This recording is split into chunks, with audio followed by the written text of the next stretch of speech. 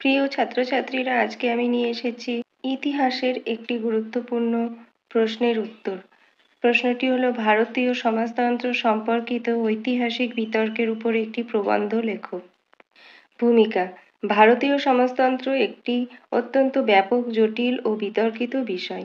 সাধারণত সামন্ততন্ত্র শব্দটি মধ্যযুগে ইউরোপের ক্ষেত্রে প্রযুক্ত হয়ে থাকে। প্রাচীন এবং মধ্যযুগের অন্তর্বর্তী আদি মধ্যযুগে ভারতে সামন্ততন্ত্রের অস্তিত্ব ছিল কিনা তা নিয়ে পণ্ডিত মহলে বিতর্ক রয়েছে। সামন্ততন্ত্রের অস্তিত্ব বিতর্ক। সামন্ততন্ত্রের অস্তিত্বের পক্ষে মতামত: ঐতিহাসিক doctor Bhupendranath Dutta, doctor Ramsharan Sharma, doctor D Kosambi, doctor Dwijendranath Jha, অধ্যাপক BNS যাদব, S গোপাল, ভকতপ্রসাদ মজুমদার প্রমুখ মনে করেন যে প্রাচীন ভারতে সামন্ততন্ত্রের অস্তিত্ব ছিল। এই প্রসঙ্গে তারা প্রাচীন ভারতে সামন্ততন্ত্রের উপাদান হিসেবে যে বিষয়গুলির অস্তিত্বের কথা তুলে ধরেন সেগুলি হল: দাসপ্রথা। সামন্ততন্ত্রের একটি গুরুত্বপূর্ণ উপাদান হল দাসপ্রথার অস্তিত্ব। বৈদিক সাহিত্য, কৌটিল্যের অর্থশাস্ত্র, বিভিন্ন স্মৃতিশাস্ত্র ও অন্যান্য উপাদান থেকে প্রাচীন ভারতে দাসপ্রথার অস্তিত্ব ছিল বলে জানা যায়। অগ্রহার ব্যবস্থা: প্রাচীন যুগে ভারতে রাজা, অভিজাত ও অন্যান্য ধনী ব্যক্তিরা পুণ্য অর্জনের উদ্দেশ্যে বিভিন্ন ধর্মস্থানে এবং ব্রাহ্মণদের ভূমিদান করতেন। এই দানপ্রথা অগ্রহার ব্যবস্থা নামে পরিচিত। এই অগ্রহার ব্যবস্থার ফলে জমিতে দানগ্রহীতার ব্যক্তিগত অধিকার স্থাপিত হয় এবং জমির ওপর রাজার বা রাষ্ট্রের মালিকানা হ্রাস পায়।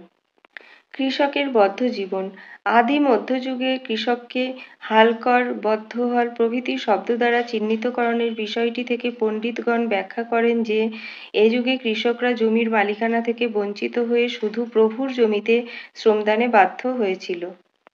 শিল্প বাণিজ্যের অবনতি: আদি মধ্যযুগে স্বনির্ভর গ্রামীণ কৃষি অর্থনীতির প্রসার ঘটেছিল, যেখানে কৃষক গ্রামজীবনের প্রয়োজনের অতিরিক্ত উৎপাদনে আদৌ আগ্রহী ছিল না।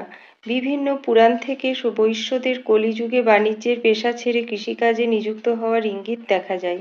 নগরের অবক্ষয়: শিল্প বাণিজ্যের অবনতির ফলে প্রাচীন ভারতে একসময় নগরগুলির অবক্ষয় শুরু হয়। ডক্টর রামশরণ শর্মার মতে নগরের রক্তাল্পতা ভারতের আদি মধ্যযুগে সামন্ততন্ত্রের ভিত্তি প্রতিষ্ঠা করেছিল। সামন্ততন্ত্রের অস্তিত্বের বিপক্ষে মতামত: ঐতিহাসিক ডক্টর দীনেশচন্দ্র সরকার, হরপ্রসাদ মুখিয়া, ব্রজদুলাল চট্টোপাধ্যায় ও রণবীর চক্রবর্তী প্রমুখ মনে করেন যে প্রাচীন ভারতে কখনোই পশ্চিম ইউরোপের মতো সুস্পষ্ট সামন্ততন্ত্রের অস্তিত্ব ছিল না। এই প্রসঙ্গে তারা প্রাচীন ভারতে সামন্ততন্ত্রের অস্তিত্বের উপাদান হিসাবে যে বিষয়গুলির কথা তুলে ধরেন তা হল: শক্তিশালী কেন্দ্রীয় শাসন: গুপ্ত যুগে শক্তিশালী কেন্দ্রীয় শাসনের অস্তিত্ব ছিল বলে তারা মনে করেন।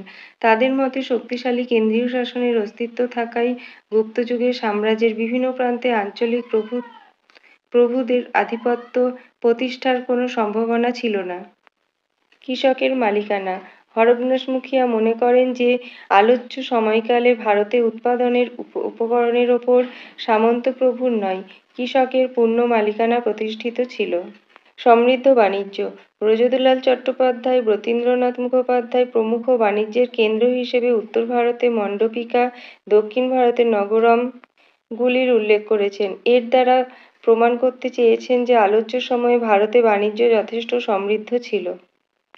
নগর সভ্যতার বিকাশ: ডক্টর শর্মা প্রমুখের বক্তব্যকে খণ্ডন করে ব্রজদুলাল চট্টোপাধ্যায় প্রমুখ বিভিন্ন লেখমালার সাহায্যে প্রমাণ দিয়েছেন যে আলোচ্য সময়কালে ভারতে নগরায়নের ধারা মোটেই সংকুচিত হয়নি। মূল্যায়ন: পরিশেষে বলা যায়, প্রাচীন ভারতে পশ্চিম ইউরোপের আদলে সামন্ততন্ত্রের অস্তিত্ব খুঁজে পাওয়া কঠিন, কারণ পশ্চিম ইউরোপে আর্থ-সামাজিক চরিত্র এবং ভারতের পরিস্থিতি এক ছিল না। যে মাপকাঠিতে সামন্ততন্ত্রের অস্তিত্ব, অবস্থান ও প্রসারের হিসেব করা হয়, প্রাচীন ভারতে সেগুলির কোনো স্পষ্ট চরিত্র ছিল না। তাই বলা যায় প্রাচীন ভারতে আক্ষরিক অর্থে সামন্ততন্ত্র সম্ভবত ছিল না। তাই ইউরোপীয় আর্থ-সামাজিক কাঠামোর মধ্যে ভারতবর্ষকে ফেললে জটিলতা তৈরি হতে বাধ্য এবং ভুল হওয়ার সম্ভাবনা থেকেই যায়।